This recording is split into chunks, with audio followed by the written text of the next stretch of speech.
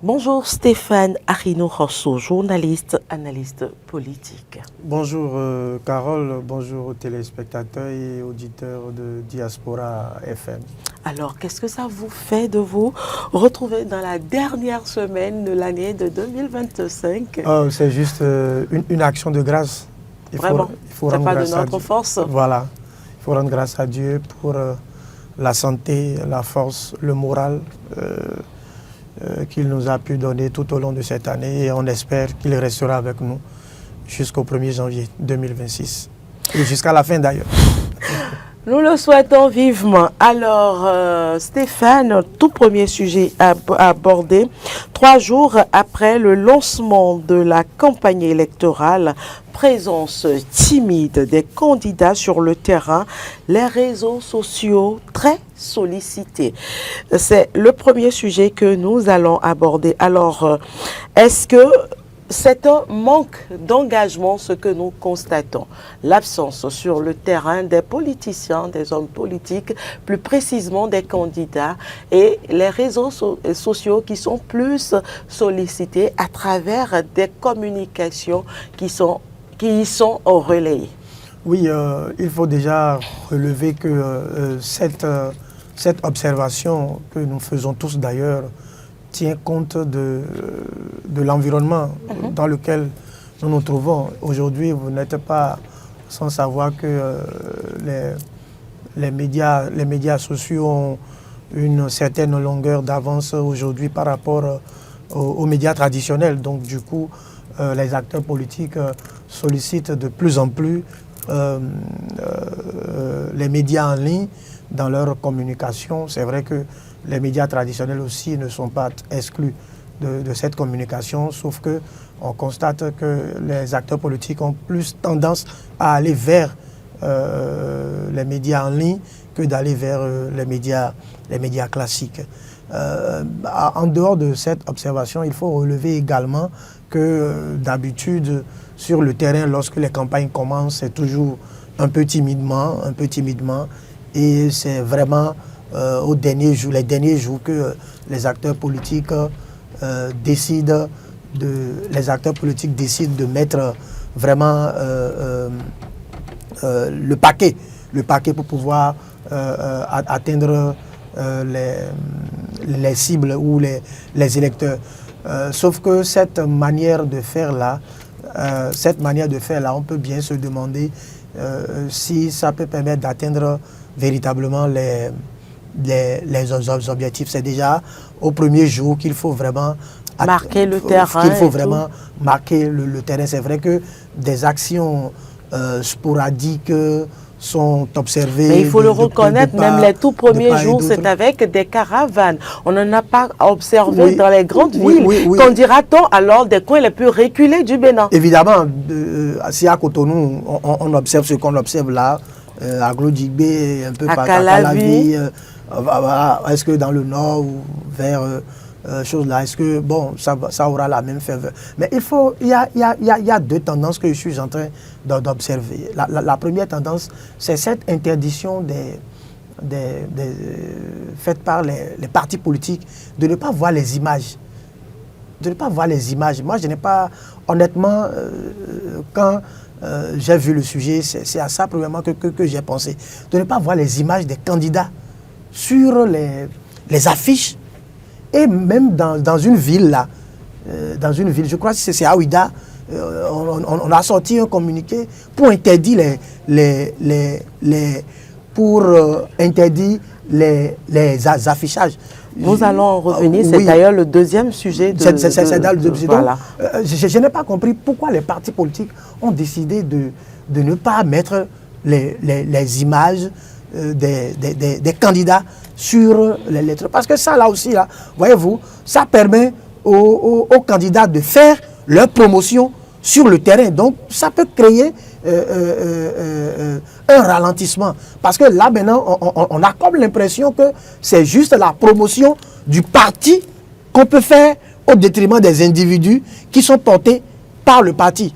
Or, nous savons que au sein de nos populations, étant donné que les élections, qu'on le veuille ou pas, les élections législatives, pour moi, font partie également des élections de proximité.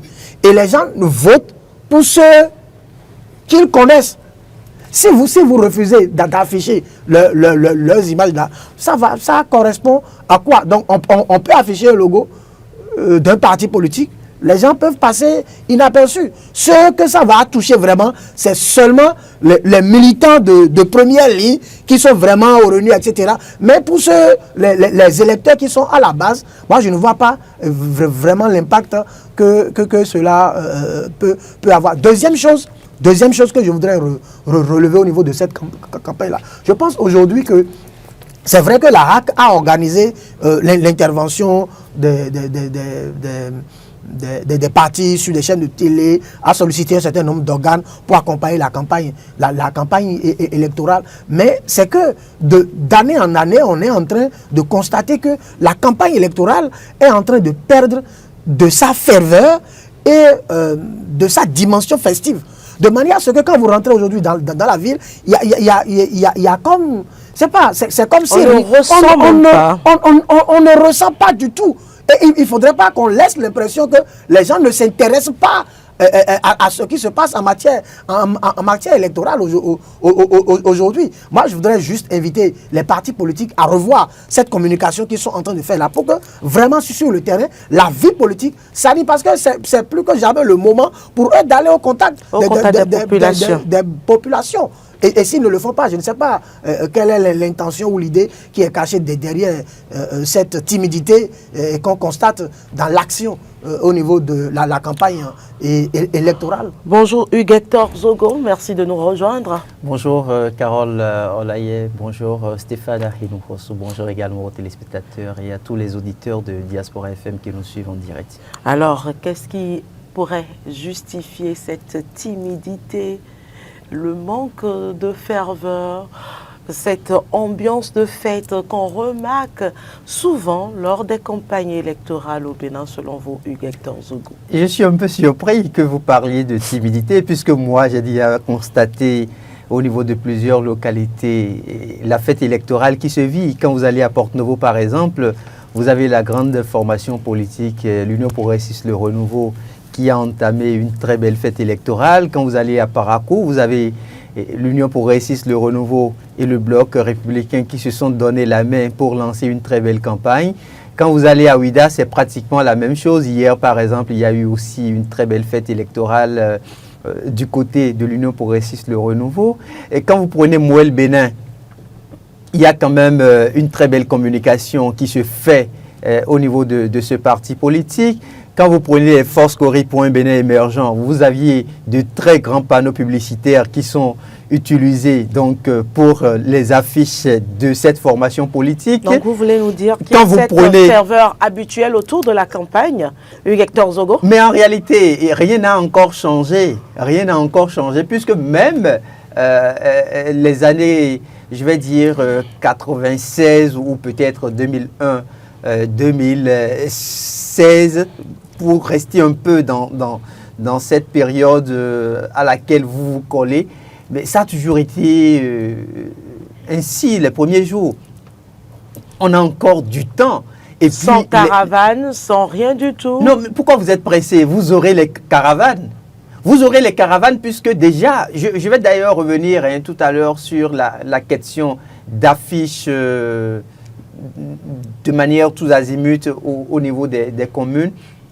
Et vous vous rendrez compte que les partis politiques n'ont même pas le choix de faire autre chose que de nous habituer à ce qu'on connaît. Il y a la question du culte de la personnalité qui est en jeu. Oui, à un moment donné, il faut qu'on puisse s'arrêter et qu'on se pose les vraies questions. Est-ce que vous votez pour les individus ou bien vous votez pour l'idéal porté par le parti politique? La vraie réponse, c'est que vous votez pour l'idéal du parti politique.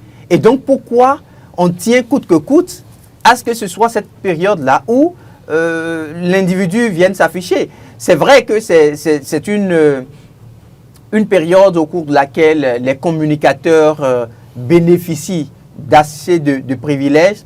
Et là, maintenant, ça va être un manque à gagner pour eux. Mais qu'est-ce qu'on peut? qu'est-ce qu'on peut? Nous sommes en train de vivre une certaine révolution au cœur de notre pays. Et cette révolution-là doit quand même toucher tous les secteurs. Quand on parle de la réforme du système partisan, les sacrifices qui ont été consentis par les uns et les autres pour qu'on en arrive là, mais constatez les résultats. Moi, en tout cas, je suis très heureux pour ce que je vois à la date d'aujourd'hui. Et je sais que les prochains jours, vont être de très belles journées de campagne électorale. Alors Stéphane, ma oui. question est de savoir, est-ce que le climat politique actuel influence le déroulement de cette campagne? Oui, je vais répondre à la préoccupation, mais je voudrais rebondir rapidement sur... Par rapport au propos de Hugues Hector Zogo. Je comprends ce matin tout son optimisme. Je partage d'ailleurs l'optimisme là qui voudrait que tout se passe bien. C'est vrai, on a constaté de façon sporadique qu'il passe quelques affichages et on a vu des lancements de campagne, etc. Mais cela reste pour ma part un peu timide dans la mesure où on ne sent pas un engouement. En fait, la timidité à laquelle vous faites référence n'est rien d'autre que le candidat n'a plus aujourd'hui la possibilité de vous appeler pour vous donner une enveloppe. Qu'est-ce qui faisait parler les candidats?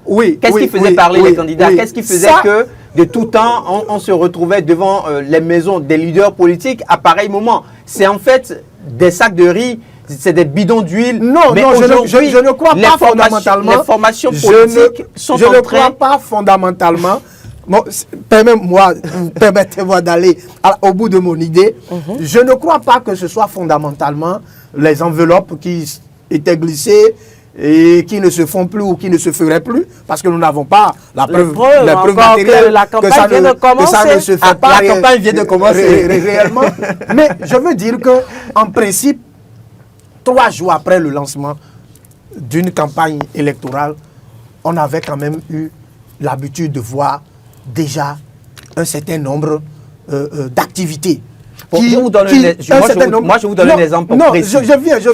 Je vous donne juste un exemple pour que vous puissiez vous prononcer sur ce Je peux finir rapidement. Non, on a l'habitude d'assister à un certain nombre d'activités qui, au moins, haranguaient les foules et qui donnaient l'impression que quelque chose se passait en termes de mobilisation. Moi, je suis un peu nostalgique, n'est-ce pas, donc, de cette ferveur populaire que les élections suscitent. On peut peut-être dans les jours qui viennent assister à ça, mais pour le moment, c'est que ce n'est pas encore le cas. Et pour moi, je considère que les partis politiques n'ont pas très tôt mis comme on le dit, les pieds à l'étrier pour prendre les taureaux par les cornes et booster les activités sur le terrain. Et ça, je veux dire que, et là, je veux rebondir, n'est-ce pas, donc, sur la question que vous me faisiez pour dire, est-ce que le climat politique peut justifier ce qui se passe? À l'allure où les choses vont, on risque de donner raison, n'est-ce pas, donc, à ceux qui pensent que le climat politique actuel fait qu'il y a un certain désintéressement ou un certain manque d'engouement au niveau, n'est-ce pas, donc, de l'animation de la vie, de la vie politique. Mais en fait, le problème, nous avons 4 ou 5 grands partis politiques qui sont en jeu aujourd'hui. Nous avons BR, nous avons UPR, nous avons Mouel Bénin, nous avons FCBE, nous avons le parti les démocrates. Donc ça fait 6 formations politiques qui sont en jeu. Pour 6 formations politiques et que nous sommes en train de constater ce que nous voyons là. Moi je pense que c'est un problème au niveau des partis politiques. J'espère pour ma part ce matin qu'ils vont prendre l'enjeu en compte. Voilà, ils vont prendre la situation vraiment en compte et aller très vite. Et la dissonance qu'on observe, c'est que sur les réseaux sociaux, ce qui se passe, vous observez, l'animation se fait plus claire sur les réseaux sociaux. Les élections, c'est vrai, il faut recourir aux réseaux sociaux, mais les élections, ce n'est pas que sur les réseaux sociaux. Les élections, ce sont des populations qui sortent et qui s'en vont voter de façon physique. Donc, il faut qu'il y ait des actions qui soient observées. Pour qu'on puisse sentir, n'est-ce pas, donc cette ferveur dont je suis nostalgique et qui n'est pas, et que je réclame de tous mes voeux ce matin, même si Hugues ne partage pas mon avis. Je pense quand même qu'on ne va pas faire de procès aux partis politiques, puisque nous sommes en train de vivre une expérience unique. Oui. avec la réforme du système partisan. C'est la Partisan. première fois dans notre pays où on est en train d'organiser des élections générales Ouais. au cours d'une même année. Mhm. C'est la toute première fois. C'est le premier facteur pour moi qui demande un peu plus de discipline au sein des formations politiques. Et si même certains partis politiques sont arrivés à demander à ce que les leaders qui doivent représenter les populations, soit au niveau des communes, au niveau de l'Assemblée nationale, ne puissent pas mettre leur effigie, mais puissent utiliser le logo du parti, c'est aussi un autre message. C'est le message du travaillons ensemble. Vous imaginez un peu ce dont vous parlez là. Qu'est-ce qui permet de mesurer cette ferveur-là? Il y a des candidats qui n'ont peut-être pas les moyens financiers, mais qui ont les idées, qui ont les meilleures idées. Mais au cours d'une campagne électorale, mais vous ne pouvez pas mesurer toute la difficulté qu'on fait vivre à ce candidat-là. Juste parce que lui n'a pas la possibilité d'offrir des sacs de riz, d'offrir des bidons d'huile et tout le reste que vous connaissez. Mais aujourd'hui, tout le monde se retrouve à pied d'égalité. On part sur le principe que notre parti politique, s'il est de la mouvance, voici ce qu'il offre. S'il est de l'opposition, voici ce qu'il offre. Et on donne le choix donc aux populations d'apprécier. On n'apprécie pas, on ne va pas aux urnes pour l'individu. Mais on va aux urnes parce que l'individu s'est retrouvé au cœur d'une formation politique. Et c'est cette formation politique-là qui va être représentée. Qu'est-ce qui fait qu'aujourd'hui, on se permet de dire que l'Union progressiste, le renouveau, est la plus grande formation politique du Bénin? Simplement parce que cette formation politique a travaillé à avoir plus de députés à l'Assemblée nationale. Et donc, nous sommes en face d'une réforme très pertinente qui nous permettra désormais, moi je le pense, qui nous permettra désormais de donner la chance à ces personnes-là qui portent effectivement des idées. Je prends le cas de Mme Claudine Afiavi-Prudencio, cas d'école, qui commence sa campagne avec les personnes vivant en situation du handicap. Qu'est-ce que ça vous dit? Il y a quelques années en arrière, je ne sais pas si l'inclusion sociale avait de la portée au cœur d'une campagne électorale. Mais commencez sa campagne, c'est-à-dire que si vous n'étiez pas dans un climat pareil et vous deviez commencer votre campagne électorale avec cette catégorie sociale-là, mais ça aura quelle résonance? Dites-moi.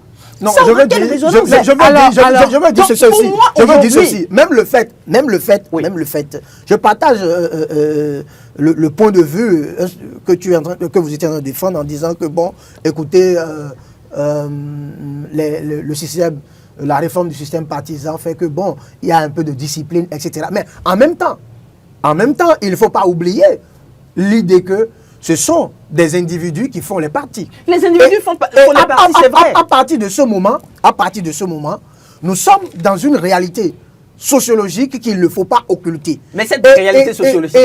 Il faut pouvoir faire les choses, Oui. n'est-ce pas, donc, avec le temps et dans le temps. Mais écoutez, la puisque vous brutalité Oui. dans la rupture, la brutalité dans la rupture Oui. peut être, je veux dire, dangereux ou néfaste ou préjudiciable tout court aux formations politiques. Aujourd'hui, lorsqu'on refuse du moins de mettre les images, n'est-ce pas, donc, des candidats sur le logo des partis, moi je trouve que même si cela peut intégrer une certaine discipline, une certaine vision d'unité, une certaine vision de promotion du parti politique, en même temps, cela est en train de phagocyter, n'est-ce pas, donc les individus qui sont au sein des formations politiques. Parce que c'est vrai, il y a le parti qu'il faut prioriser, mais il y a également les individus qu'il ne faut pas occulter. Et il ne faut pas occulter l'idée qu'il y a des gens qui connaissent les individus et qui veulent associer les individus aux formations politiques. Lorsqu'on met simplement les logos, on a comme l'impression que bon, ça ne va pas forcément parler. Moi, c'est ce que je veux dire. Je veux dire que si on veut y aller comme ça, moi, je n'ai rien contre. Mais j'estime qu'il faut pouvoir y aller méthodiquement et tenir compte des individus. Peut-être que dans la communication qui sera mise ou qui devrait être mise en place par les partis politiques, on peut dire qu'il faut plus avoir le logo du parti que d'avoir de logo aux effigies des candidats. Ça va permettre, n'est-ce pas, donc, aux électeurs qui pensent que c'est notre candidat qui est là, qui est associé à tel parti politique. C'est juste ce que je sais dire. J'ai un peu du mal. L'homme le fait comme ça. J'ai un peu du mal à vous suivre pour deux raisons. Oui. La première raison, vous parlez d'une rupture brutale. Oui. Cette rupture-là, n'oubliez pas que nous l'avions vécue aussi en tournant dos à la Révolution et en adoptant donc le régime démocratique en 1990 dans notre pays. Oui. Personne n'a trouvé que c'était brutal. Et c'est au cœur donc de cette réforme-là que Maître Adrien Rungweyi a mis le pouvoir financier dans la politique. Si vous voulez que nous puissions... Mais à la différence que... Permettez que je puisse... Ce passage que vous évoquez... Monsieur Stéphane, le peuple était unanime que Hugues a la parole. Nous avons atteint la Stéphane Hugues a la parole. Stéphane Hugues a la parole. Ok. Vous trouvez que nous avons atteint l'apogée en 1989 et que c'est grâce, je vais dire, aux décisions ou aux actes de la conférence que nous nous sommes retrouvés au cœur du régime démocratique. C'est un fait, d'accord?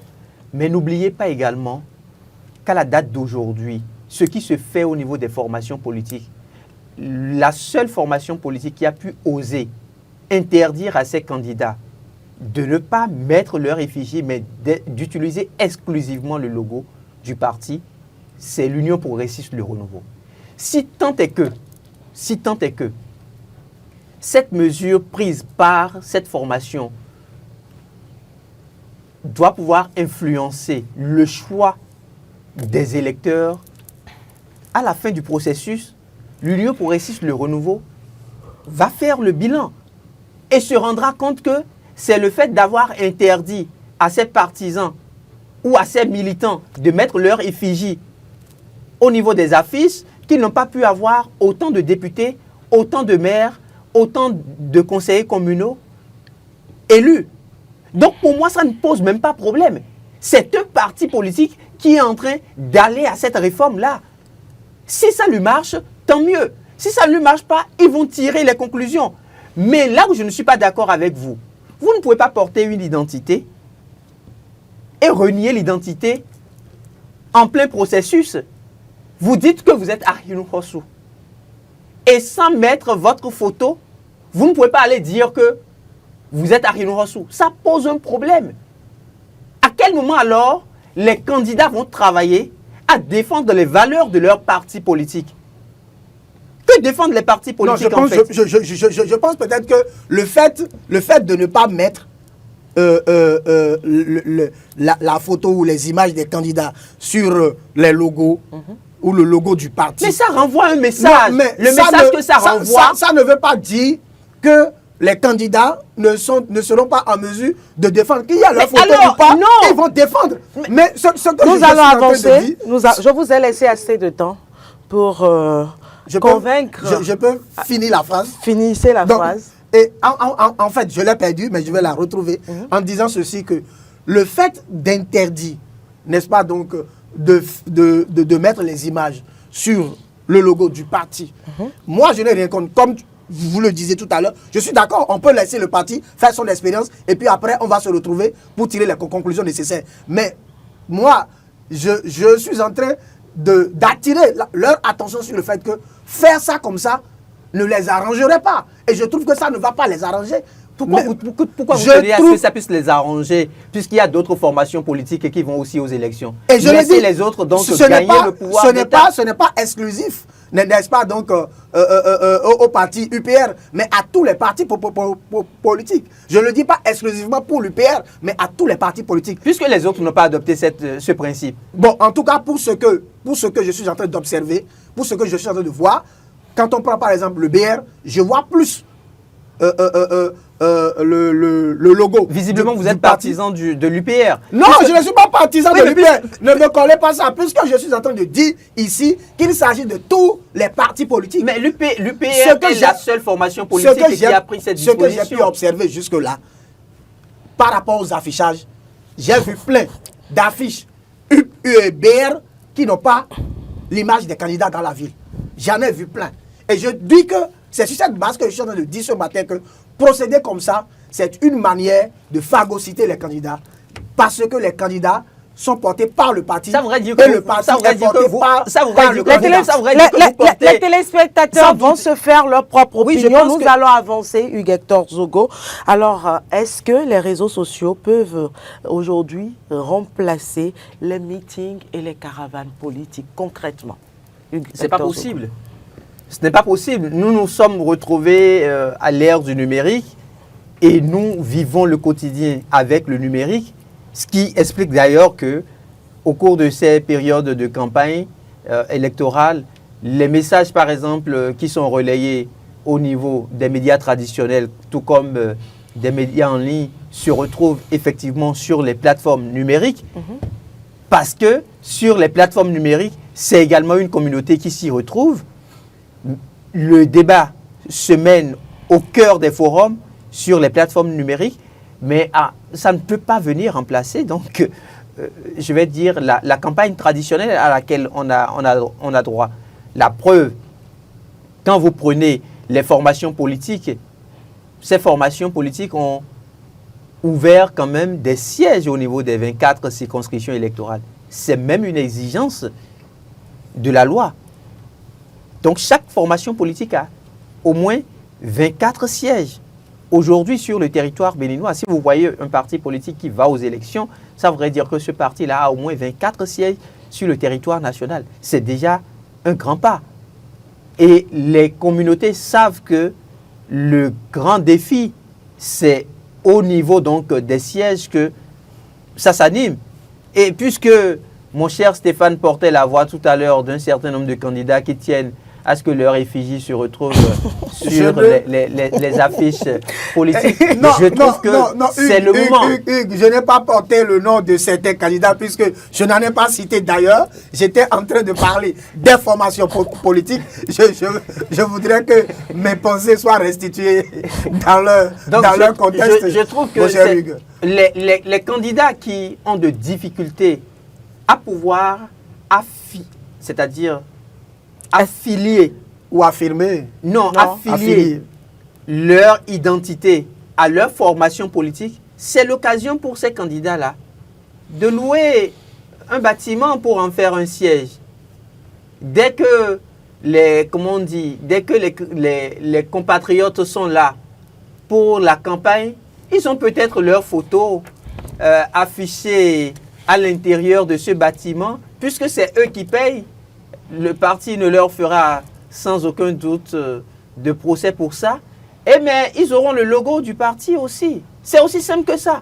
En fait, il faut dire... Nous avons fini avec ce débat, Hugues Hector Zogo. Oui, je répondais à votre question. Oui, non, je voudrais... Non, on ne revient plus sur cette discussion, sur ce plateau. C'est par rapport à la question. Je crois que le problème c'est par rapport à la question. Voilà, allez-y, Stéphane. Non, on s'est compris. Est-ce que les réseaux sociaux peuvent aujourd'hui remplacer les caravanes, les rencontres de proximité avec les populations je crois ou encore les caravanes politiques? Non, je crois que les réseaux sociaux ne peuvent pas. Les réseaux sociaux ne peuvent pas remplacer l'activité sur le terrain. Et c'est juste ce que j'étais en train de dire tout à l'heure. Parce qu'aujourd'hui, même si les réseaux sociaux ne peuvent pas prendre le pas sur les activités de façon concrète sur le terrain, on est en train de constater que les réseaux sociaux sont aujourd'hui plus prisés par les candidats. Par les candidats. Ils sont plus présents. Portés vers les réseaux sociaux. Mais le faire comme ça, c'est laisser croire qu'on est en train de digitaliser la campagne électorale. Or, la campagne électorale, au-delà, n'est-ce pas, donc, du numérique, la campagne électorale se fait sur le terrain. Il faut pouvoir aller vers, n'est-ce pas, donc, les candidats. Il faut aller vers les électeurs. Il faut que les candidats soient actifs actif sur le terrain. C'est ce que je suis en train Alors, de dire. quelles conséquences alors pour les candidats? On veut sentir l'activité, n'est-ce pas, donc, des candidats sur le terrain. Stéphane, quelles Oui. conséquences alors pour les candidats qui ne maîtrisent pas le numérique? Non, aujourd'hui, je pense que les partis politiques sont quand même structurés et la campagne électorale est organisée de manière structurée, de manière à ce qu'il y ait des cellules de communication. Même si les candidats intuito personnels ne maîtrisent pas les nouvelles technologies, au moins les cellules de communication qui les accompagnent doivent pouvoir maîtriser aujourd'hui le numérique et mener les activités de campagne sur les réseaux sociaux. Mais aujourd'hui, le problème, ce n'est pas la maîtrise des réseaux sociaux. Le problème, c'est la maîtrise du terrain. C'est la maîtrise du terrain. Donc, au-delà de la couverture médiatique sur les réseaux sociaux, il faut également la couverture, la couverture sur la présence. La présence sur le terrain des candidats. Il faut qu'on les sente. Alors, Hugues Zogo, pensez-vous que les populations manifestent encore un réel intérêt pour la campagne au Bénin? Ah, mais si les... Durant ces 3 jours. Oui, mais moi, je vous ai dit, peut-être, hein, je continue de le dire, peut-être que la stratégie utilisée par les partis politiques ne nous permet pas encore d'apprécier, en fait, l'engouement de la campagne. Mais pour ce que j'ai pu voir au niveau des villes que j'ai pu citer tout à l'heure, je crois quand même qu'il y a de très beaux jours devant nous pour ces campagnes. Stéphane revenait un peu sur, je vais dire, le combat communicationnel sur le plan politique avec les plateformes numériques. Et moi, je pense que c'est un véritable défi aujourd'hui pour les différents candidats. Parce qu'à partir du moment où déjà on vous interdit de mettre votre photo sur, par exemple, l'affiche à utiliser. Déjà personnellement sur vos plateformes ou sur vos applications, vous pourrez... Il y a forcément un défi qui vous attend là. Voilà. Le défi, c'est de pouvoir communiquer avec votre communauté. Le défi, c'est de permettre à ce qu'effectivement une équipe de communication qui soit assez professionnelle, parce que là encore, si vous faites l'erreur de confier la communication à des gens qui ne maîtrisent pas la communication politique, ils peuvent en intervalle d'1 minute tout mettre à l'eau en fait. 1 minute c'est beaucoup, hein? Oui. Même 30 secondes c'est pas tout. C'est vrai. Donc je pense que c'est vrai, c'est un grand défi pour les leaders, en tout cas tous ceux-là qui sont candidats aujourd'hui. C'est un grand défi pour eux de prendre la parole. Parce qu'ils vont prendre la parole et au même moment où ils parlent de ce que représente l'idéologie de leur parti politique, ils prennent la parole pour dire aussi, s'ils étaient élus par exemple conseillers, les projets de société, qu'est-ce qu'ils ont à offrir aux communautés? S'ils étaient élus comme députés à l'Assemblée nationale, quels sont les problèmes de notre société actuelle et quels sont les textes de loi sur lesquels ils envisagent travailler? En fait, on a l'impression que les candidats, puisqu'on a dit, ne mettez plus vos photos sur les affiches, ils sont un peu bouleversés. Peut-être que le moment choisi pour prendre cette décision-là n'a pas été le meilleur timing, au point où il a manqué un peu de préparation au niveau donc des candidats, parce qu'il peut-être même que certains candidats auraient déjà commandé des affiches au niveau des imprimeurs, tout ça, et aujourd'hui ils peuvent plus. Avec cette interdiction, c'est pourquoi je parlais de brutalité tout à l'heure. Alors Stéphane, dites-moi, cette timidité ne s'expliquerait pas également par le manque de moyens financiers par les partis politiques? Ah non? Non, je ne crois pas. Parce que les partis politiques, en tout cas, les partis politiques ne peuvent pas dire qu'ils n'ont pas les moyens pour faire une campagne électorale. Ce serait un aveu d'échec. En campagne électorale, une élection qu'on a annoncée depuis des années. Mais la contribution des candidats également. Mais maintenant, les partis politiques est-ce que tout repose sur les partis politiques? Les partis politiques ont un financement de l'État. Nous sommes d'accord? Oui, nous le savons tous. Alors, les partis politiques doivent en leur sein avoir un dispositif de mobilisation de ressources de survie. En plus de ça, il y a les acteurs politiques eux-mêmes qui Justement, doivent c'est à avoir, ce niveau que je qui pose doivent la avoir- question. Est-ce que ces acteurs politiques ont les moyens Mais financiers? si vous n'avez pas les moyens et que vous acceptez qu'on vous positionne, si vous n'avez pas les moyens, n'est-ce pas, vous-même, pour, dans une certaine marge, assurer votre campagne et que vous acceptez qu'on vous positionne, ça veut dire qu'il y a eu, je ne sais pas, un marché de dupes quelque part entre vous et ceux qui vous ont pour positionner sur la liste. Parce que ceux qui vous positionnent doivent tenir compte d'abord de votre conviction, de votre attachement au parti. Deuxième chose, doivent tenir compte de votre présence rayonnante sur le terrain. Troisièmement, doivent pouvoir savoir que est-ce que vous avez les moyens nécessaires pour le faire. Donc on ne peut pas, n'est-ce pas, donc parler de moyens à leur niveau. Tout à l'heure, Hugues donnait un exemple. Si vous êtes candidat au-delà du siège du parti, vous pouvez quand même, pour votre propre organisation personnelle, vous devez quand même avoir un local. Il faut un moyen pour le faire. Ceux que vous allez mettre à contribution pour vous accompagner, il faut pouvoir les payer ou leur assurer le déplacement. Et puis, vous devez, en tant que candidat, avoir également votre propre goût. Votre propre goût. Et ça aussi, c'est les moyens. C'est les moyens Donc, financiers. il n'y a pas question de Hugues, ne la pas même avoir les question moyens. pour vous. Je suis heureux que... Est-ce que tous les candidats ont les moyens? Je suis très heureux que le président Patrice Talon ait travaillé à la réforme du système partisan dans notre pays. Pourquoi? Je suis très heureux. Parce que ce que j'entends là, c'est dangereux. C'est à la limite un scandale. On va servir son peuple parce qu'on porte des idées. On ne va pas servir son peuple parce qu'on a des moyens financiers. Quelqu'un qui porte des idées. Vous avez vu, il y a eu un jeune... Mais Hugues Hector Zogo, Écoutez, quand vous parlez donne- comme ça, je vous donne qu'est-ce un qui exemple, va hein. acheter les imprimantes? Je Qu'est-ce vous qui donne- va je vous- acheter exactement. tout ce dont on a besoin Évidemment, pour évidemment. être présent sur le terrain? Évidemment. Le leader, c'est celui qui mène vers. C'est-à-dire qu'il porte une vision et Et qui conduit? il conduit. Merci, vous avez trouvé le mot juste. Il conduit. Il se met devant. Par contre, derrière, ils peuvent avoir d'autres personnes qui n'ont pas les moyens, mais qui viennent le soutenir, qui viennent l'appuyer. Donc, en fait, le leader, ce n'est pas celui qui systématiquement a le moyen financier. Et c'est ça d'ailleurs qui a permis à ce que nous ayons eu droit à, je vais dire, à ces faiblesses-là qu'on a connues au lendemain de la conférence nationale. En dehors de la première législature de notre pays et de quelques 2 ou 3 autres législatures, mais on peut s'arrêter et faire ressortir les politiciens commerçants qu'on a connus dans notre pays. Si on veut, on peut se permettre de faire cette liste-là. Et ça, il faut qu'on puisse arrêter ça.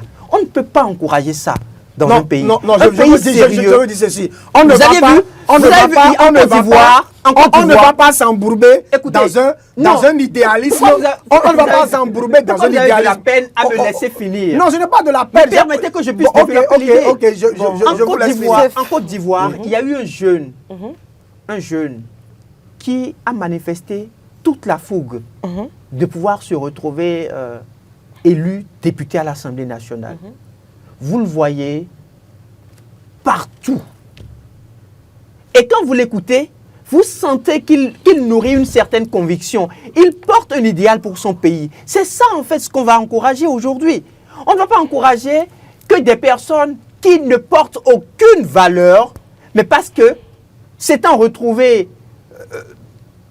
de manière illicite, riches, entreprennent le chemin de la politique, fassent du chantage à ces personnes-là qui auraient pu être davantage utiles à notre République pour se retrouver à l'Assemblée nationale. Aujourd'hui, ce désordre est terminé. Même s'il y a encore quelques brebis galeuses, on sait quand même que la quasi-totalité de ces acteurs-là qui vont nous représenter à l'Assemblée nationale, qui vont nous représenter au sein des conseils communaux, on sait quand même qu'il y a un idéal qu'ils portent. Et c'est en cela que je salue encore une fois de plus la démarche nourrie par le président de la République.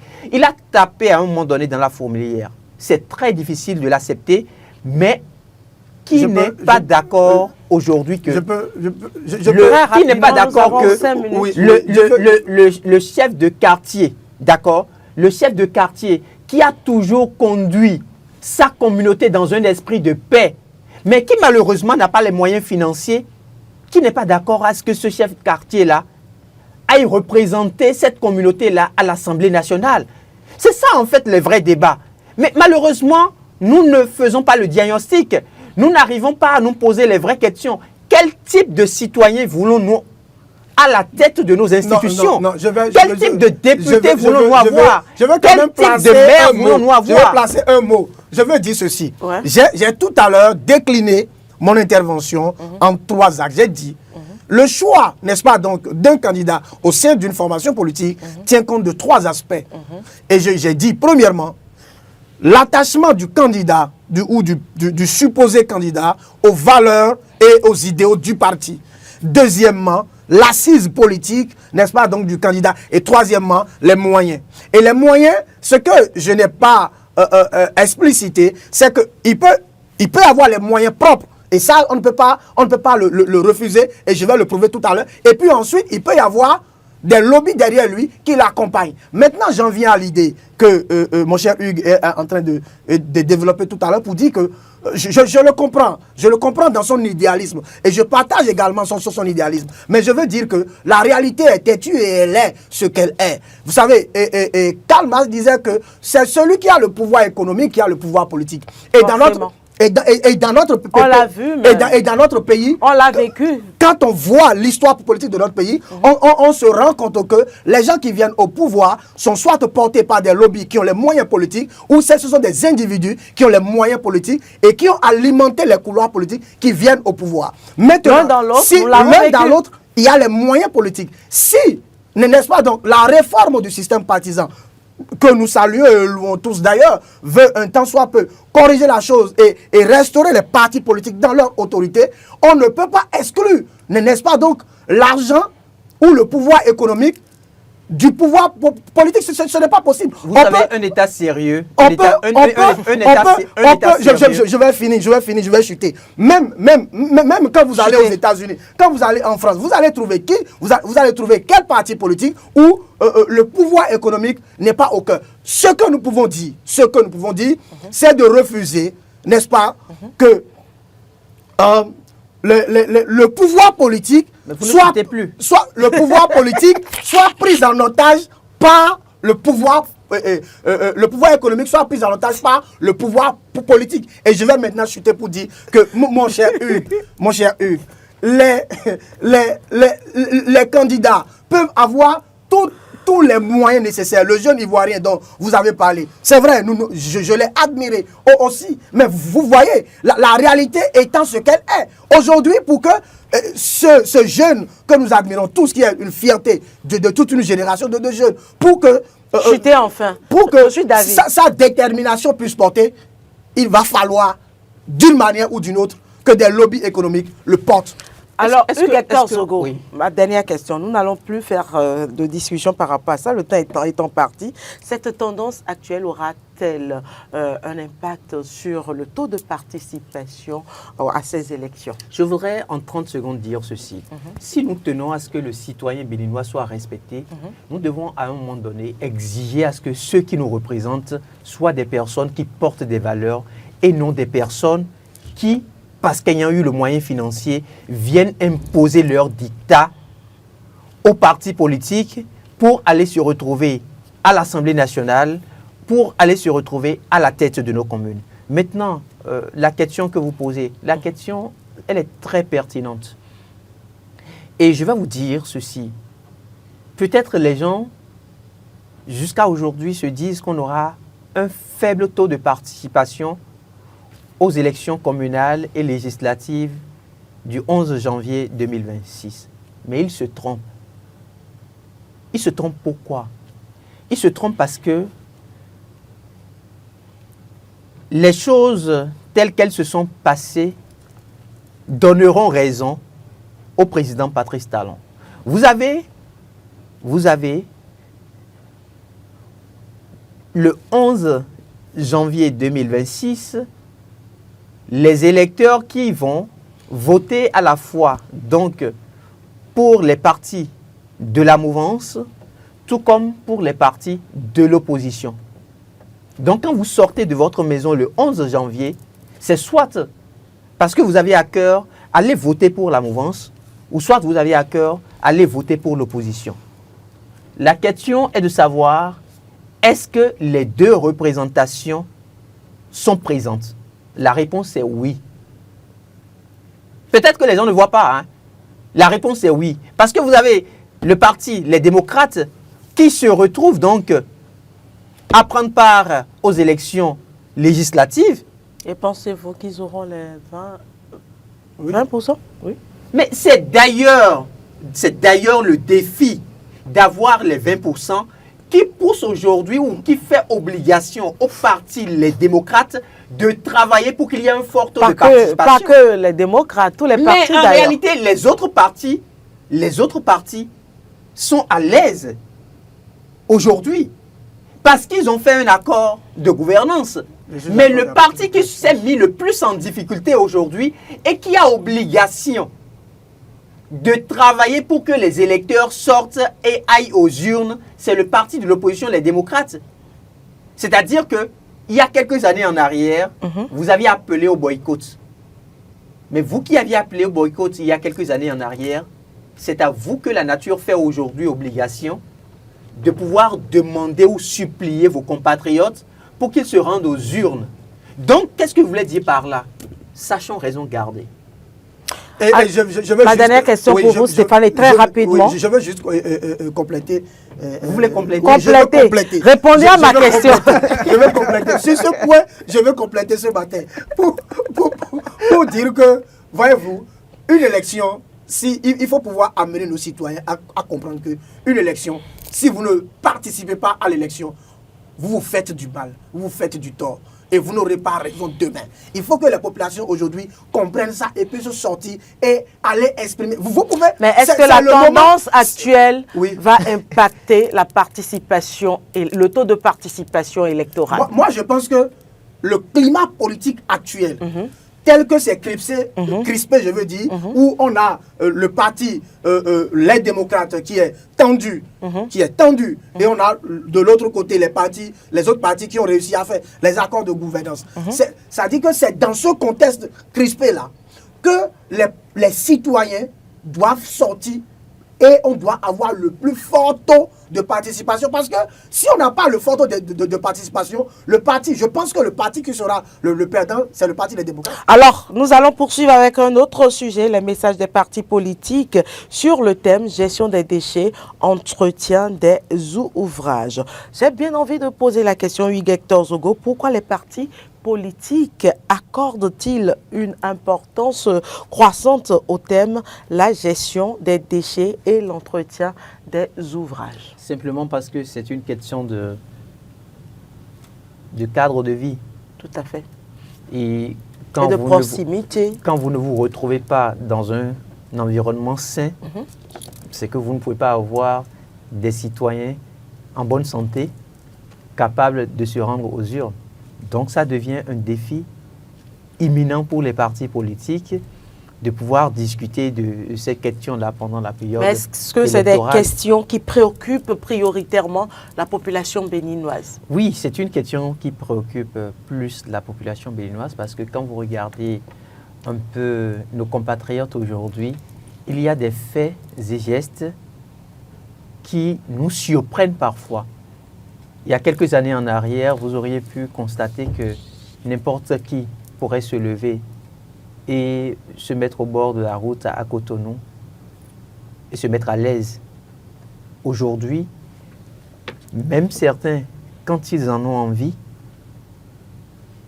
il y a quelque chose qui... Mais la solution, est-ce que c'est des messages? La solution, ce n'est pas que des messages. Ce n'est pas que des messages. C'est aussi des actions. Mais en fait, les messages qui sont portés pendant cette période électorale par les leaders des formations politiques, c'est aussi pour annoncer ce qu'ils ont l'intention de faire une fois qu'ils auraient eu le pouvoir d'État. Parce que chacun vient vendre ce qu'il a de plus cher au cœur de sa formation politique. Et donc nous, en tant que citoyens, quand nous les écoutons au niveau des chaînes de télévision ou au niveau des stations radio, nous apprécions en fait, qui a le meilleur programme au niveau de cette thématique-là. Et je vais faire une brèche je vais ouvrir une brèche pour aller rapidement du côté de Ouidah, où la mairie, à travers le maire Christian Owekienou, a dû prendre un communiqué et de demander aux partis politiques de discipliner les personnes qui vont coller des affiches un peu partout. Parce que vous savez que Ouidah aujourd'hui est en train de préparer, je vais dire, une activité inédite, les Vodou Days, qui se retrouve à sa deuxième édition, donc la troisième fois en train d'être organisée dans notre pays. Et il y a une zone qui est quand même une zone déclarée, zone touristique. Et c'est des investissements énormes qui sont faits en termes de construction d'infrastructures. Mais vous voyez que les gens vont apposer ces affiches-là n'importe comment, de manière sauvage. J'ai pu lire aussi sur les plateformes numériques, un de nos compatriotes, je pense qu'il doit être de la famille Baguidi, qui décriait le fait qu'à Ganvié, il y a par exemple, vous savez qu'il y a des infrastructures qui doivent être réalisées au niveau de Ganvié aussi. Et à Ganvié, donc, au niveau de ces infrastructures-là, les gens ont collé des affiches, alors que c'est des infrastructures qui sont réalisées en bois. Et ça n'a même pas été encore remis, en fait, officiellement. Et donc, imaginez un peu, quand on va se retrouver à 24 heures de la fin de la campagne, ou du vote, pardon, et qu'on demandera à toutes les formations politiques d'aller enlever ces affiches qui ont été collées, comment est-ce que, par exemple, sur cette infrastructure-là, on puisse l'enlever? Donc, c'est une question assez pertinente, la question de l'environnement et du cadre de vie. Et je trouve que nous devons, en tant que citoyens, faire très attention et écouter les messages que les partis politiques diffusent aujourd'hui au niveau des chaînes de télévision, des radios et même font lire au niveau des organes de presse écrite. Que ce ne soit pas juste des messages partagés sans que nous ne puissions nous arrêter et dire